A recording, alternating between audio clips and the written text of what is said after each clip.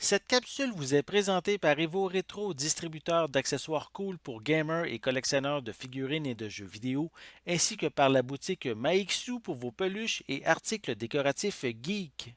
Bonjour à toutes et à tous, ici Maxime pour Ciné Techno et aujourd'hui je vais faire la critique du film 3 jours et une vie.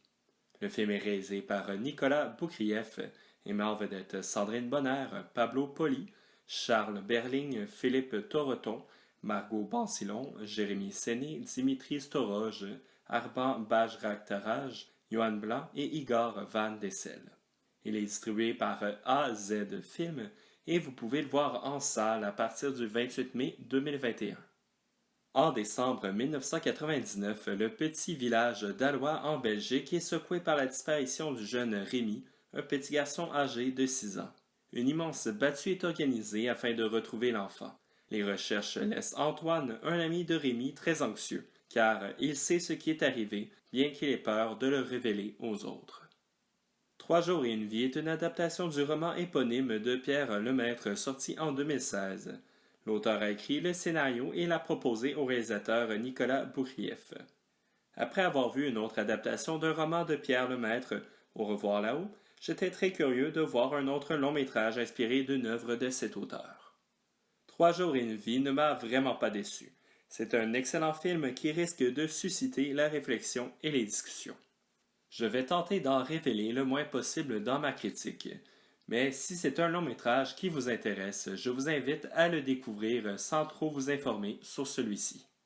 3 jours et une vie est un film noir avec des airs de polar, bien que le mystère entourant l'identité du meurtrier est rapidement révélé. En effet, le long métrage s'attarde plutôt aux tourments que vivent les personnages et l'impact de l'événement sur le village. L'intériorité des personnages est amplement explorée. C'est un film intelligent avec de multiples rebondissements qui sera laissé son auditoire chamboulé après le visionnement. D'ailleurs, la conclusion du récit risque de diviser le public par rapport à l'interprétation qu'ils feront du sort des personnages. Le scénario de Pierre Lemaître est particulièrement habile. Le film se déroule en 3 temps. Une première partie lors de l'événement, une deuxième 15 ans plus tard et une dernière 3 ans après la deuxième. Ces 3 parties sont très bien liées et on ne sent aucune rupture. Cette approche permet d'autant plus de suivre le cheminement des personnages et l'évolution de la petite communauté d'Alois. Ce long métrage en est un qui fait réfléchir son public tout en demeurant accessible. Au fur et à mesure que l'histoire avance, on réalise que la ligne est mince entre le bien et le mal, l'innocence et la culpabilité, et la vérité et le mensonge. J'ai senti un suspense, une tension dans le film de Nicolas Boukrieff. Mais celle-ci passe surtout à travers le fait que le public est dans le secret, connaissant l'identité du meurtrier après peu de temps. Il ressent avec les personnages le poids de leurs décisions et les remords qui s'ensuivront. À ce niveau, la distribution est remarquable. Sandrine Bonner est excellente dans le rôle d'une mère inquiète. Toutefois, c'est vraiment le tandem formé de Jérémy Séné et Pablo Poli, interprétant respectivement le jeune Antoine et l'adulte, qu'on va retenir à la fin du visionnement. Les deux ont été bien choisis pour leur ressemblance, ce qui donne une fluidité au récit. Mais surtout, leur jeu est constant au point qu'on sent que c'est la même personne.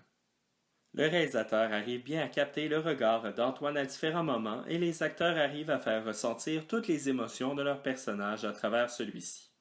Le public se sent vraiment investi par Antoine grâce, d'ailleurs, au jeu du jeune enfant Jérémy Séné. Les décors sont très solides. Le petit village arrive à donner un sentiment de huis clos. La tension est palpable et l'atmosphère angoissante grâce à l'environnement brumeux et sombre du long métrage. Il y a plusieurs belles images, notamment avec les prises de vue en plongée de la forêt et du village. Cependant, j'ai senti une légère faiblesse concernant les effets spéciaux. Il y a une scène de tempête où le CGI était évident, mais ce n'est rien de très majeur. La musique composée par Rob est un autre point fort. Elle contribue très bien à créer une atmosphère de mystère et de suspense. Pour conclure ma critique, 3 jours et une vie est un excellent suspense psychologique qui se démarque avec un scénario finement écrit et des performances impeccables de sa distribution.